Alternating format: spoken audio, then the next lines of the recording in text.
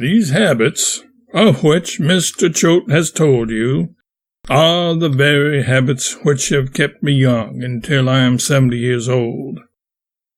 I have lain in bed all day today, expect to lie in bed all day tomorrow, and will continue to lie in bed all day throughout the year. There is nothing so refreshing, nothing so comfortable, and nothing fits one so well for the kind of work which he calls pleasure. Mr. Choate has been careful not to pay me any compliments. It wasn't because he didn't want to, he just couldn't think of any. I came here in the responsible capacity of policeman to watch Mr. Choate. This is an occasion of grave and serious importance, and it seemed necessary for me to be present, so that if he tried to work off any statements that required correction, reduction, refutation, or exposure, there would be a tried friend of the public here to protect the house. But I can say in all frankness and gratitude that nothing of the kind has happened. He has not made one statement whose veracity fails to tally exactly with my own standard. I have never seen a person improve so. This does not make me jealous, it only makes me thankful. Thankful and proud. Proud of a country that can produce such men, two such men, and all in the same century. We can't be with you always. We are passing away, passing away. Soon we shall be gone, and then, well, everything will have to stop, I reckon. It is a sad thought, but in spirit I shall be with you. Choate too, if you can. There being nothing to explain, nothing to refute, nothing to excuse, there is nothing left for me to do now but resume my natural trade, which is teaching. At Tuskegee, they thoroughly ground the student in the Christian code of morals. They instill into him the indisputable truth that this is the highest and best of all systems of morals, that the nation's greatness, its strength, and its repute among the other nations is the product of that system, that it is the foundation upon which rests the American character, that whatever is commendable, whatever is valuable in the individual American's character, is the flower and fruit of that seed. They teach him that this is true in every case, whether the man be a professing Christian or an unbeliever. For we have none but the Christian code of morals, and every individual is under its character built in powerful influence and dominion from the cradle to the grave. He breathes it in with his breath. It is in his blood and bone. It is the web and woof and fiber of his mental and spiritual heredities, and ineradicable. And so, every born American among the 80 millions, let his creed or destitution of creed be what it may, is indisputably a Christian to this degree, that his moral constitution is Christian. All this is true, and no student will leave Tuskegee ignorant of it. Then what will he lack under this head? What is there for me to teach him under this head that he may possibly not acquire there, or may acquire in a not sufficiently emphasized form? Why, this large fact, this important fact, that there are two separate and distinct kinds of Christian morals, so separate, so distinct, so unrelated, that they are no more kin to each other than are archangels and politicians. The one kind is Christian private morals. The other is Christian public morals. The loyal observance of Christian private morals has made this nation what it is, a clean and upright people in its private domestic life, an honest and honorable people in its private commercial life. No alien nation can claim superiority over it in these regards. No critic, foreign or domestic, can challenge the validity of this truth. During 363 days in the year, the American citizen is true to his Christian private morals and keeps undefiled the nation's character at its best and highest.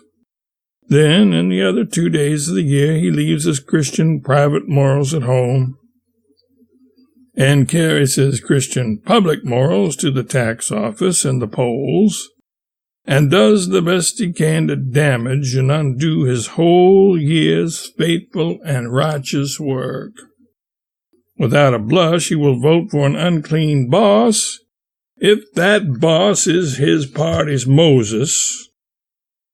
Without compunction, he will vote against the best man in the whole land if he is on the other ticket.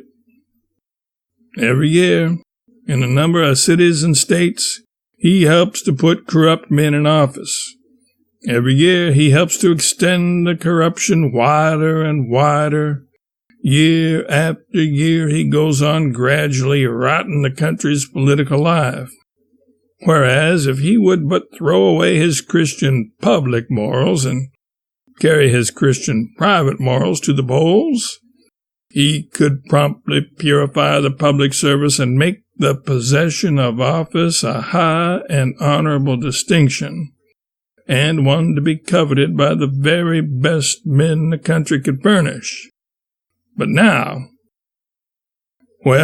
he contemplates his unpatriotic work and sighs and grieves and blames every man but the right one, which is himself.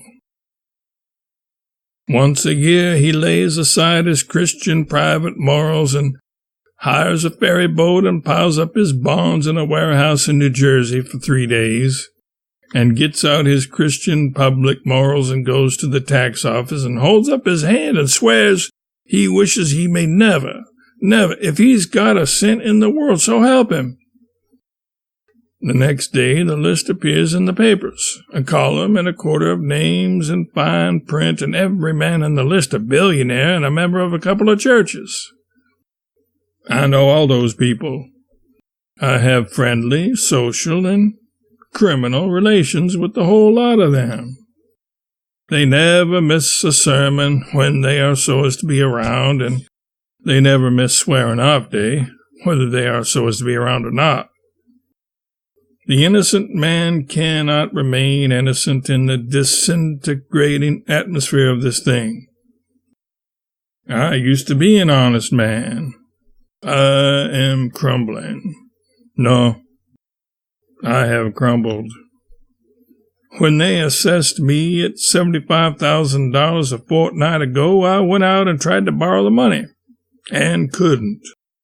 Then, when I found they were letting a whole crop of millionaires live in New York at a third of the price they were charging me, I was hurt. I was indignant and said, "This is the last feather. I am not going to run this town all by myself." In that moment, in that memorable moment, I began to crumble. In 15 minutes, the disintegration was complete. In 15 minutes, I was become just a mere moral sand pile. And I lifted up my head along with those seasoned and experienced deacons and swore off every rag of personal property I've got in the world, clear down to cork leg, glass eye, and what is left of my wig. Those tax officers were moved. They were profoundly moved. They had long been accustomed to seeing hardened old grafters act like that, and they could endure the spectacle. But they were expecting better things of me, a chartered, professional moralist, and they were saddened. I fell visibly in their respect and esteem, and I should have fallen in my own, except that I had already struck bottom, and there wasn't any place to fall to. At Tuskegee, they will jump to misleading conclusions from insufficient evidence, along with Dr. Parkhurst, and they will deceive the student with the superstition that no gentleman ever swears. Look at those good millionaires, aren't they, gentlemen? Well, they swear. Only once a year, maybe, but there's enough bulk in it to make up for the lost time. And do they lose anything by it? No, they don't. They save enough in 3 minutes to support the family 7 years. When they swear, do we shudder? No. Unless they say damn, then we do. It shrivels us all up. Yet we ought not to feel so about it because we all swear, everybody, including the ladies, including Dr. Parkhurst, that strong and brave and excellent citizen, but superficially educated. For it is not the word that is the sin, it is the spirit back of the word. When an irritated lady says, "Oh," the spirit back of it is "damn." And that is the way it is going to be recorded against her. But if she says "damn" and says it in an amiable, nice way, it isn't going to be recorded at all. The idea that no gentleman ever swears is all wrong. He can swear and still be a gentleman if he does it in a nice and benevolent and affectionate way. The historian John Fiske, whom I knew well and loved, was a spotless and most noble and upright Christian gentleman, and yet he swore once. Not exactly that, maybe, still he... But I will tell you about it. One day, when he was deeply immersed in his work, his wife came in, much moved and profoundly distressed, and said, "I am sorry to disturb you, John, but I must, for this is a serious matter and needs to be attended to at once." Then, lamenting, she brought a grave accusation against their little son. She said, "He has been saying his Aunt Mary is a fool and his Aunt Martha is a damned fool." Mr. Fiske reflected upon the matter a minute, then said, "Oh, well, it's about the distinction I should make between them myself. Mr. Washington, I beg you to convey these teachings to your great and prosperous and most beneficent educational institution, and add them to the prodigal mental and moral riches wherewith you equip your fortunate prodigies for the struggle of life."